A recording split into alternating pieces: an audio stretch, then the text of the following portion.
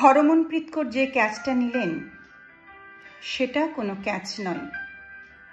2000 বছরের গ্লানির টুটি মুঠোয় ভরে ডিপ কভারের দিকে দৌড় দিলেন।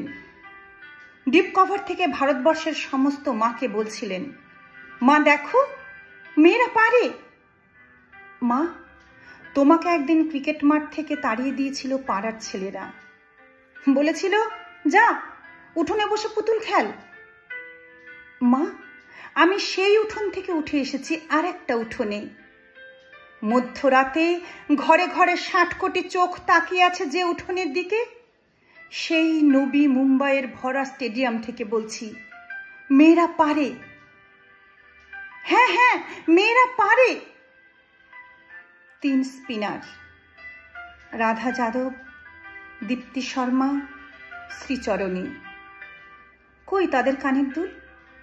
কোথায় গেল লিপস্টিক? যে কানের দুল দেখে রবি শাস্ত্রীরা কমেন্টরি বক্স থেকে চিনে নিতেন মেয়েদের, কে ভালো, কে আরো ভালো। দর দর করে ঘামছে মেয়েগুলো, দৌড়চ্ছে বাউন্ডারির দিকে, ছুটন্ত বলের দিকে, বল নয় যেন নিজের দুরন্ত আত্মার দিকে। ঘামে ভেজা মেয়েদের মুখ যে এত সুন্দর হতে পারে সে আমি কখনো ভাবিনি। আমি ভেবেছিলাম রাধা শুধু যমুনাতে জল আনতে যায়। কিন্তু বাংলার মেয়ে রিচা ঘোষ বললেন, একটাই কথা ছিল, শরীরের শেষ বিন্দু দিয়ে দিতে হবে। সৌরভ যা পারেননি, রিচা সেই বিশ্বকাপ হাতে ধরলেন। 22 রাত না ঘুমিয়ে যে মেয়েটা মাঠে নেমেছিল, সে আরো 22 রাত জাগতে পারবে। স্বপ্ন কাকে বলে? যা আমরা ঘুমিয়ে দেখি? না না না, স্বপ্ন বলে তাকে যা আজীবন ঘুমোতে দেয় না।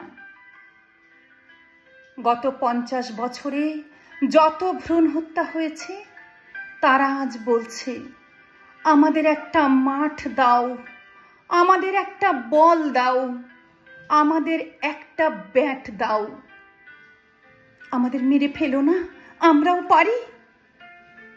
ঘরে ঘরে, পাড়ায় পাড়ায়, রাস্তায় রাস্তায়, মেট্রো রেলে, এরোপ্লেনে, ভাবা অ্যাটমিকে, নাসায়, বুকার প্রাইজে, ক্ষেপণাস্ত্রে, প্রতিটি নক্ষত্র জয়ে প্রতিটা কন্যা ভ্রূণ উঠে দাঁড়িয়ে বলছে। কি বলছে? মেয়েরা কি বলছে? মেয়েরা বলছে, আমাদের একটা মাঠ দাও, আমাদের একটা বল দাও, আমাদের একটা ব্যাট দাও। আমরাও সারা ভারতবর্ষকে আনন্দে, নবীন আনন্দে কাঁদিয়ে দিতে পারি। হ্যাঁ, আমরাও সারা ভারতবর্ষকে আনন্দে, নবীন আনন্দে কাঁদিয়ে দিতে পারি।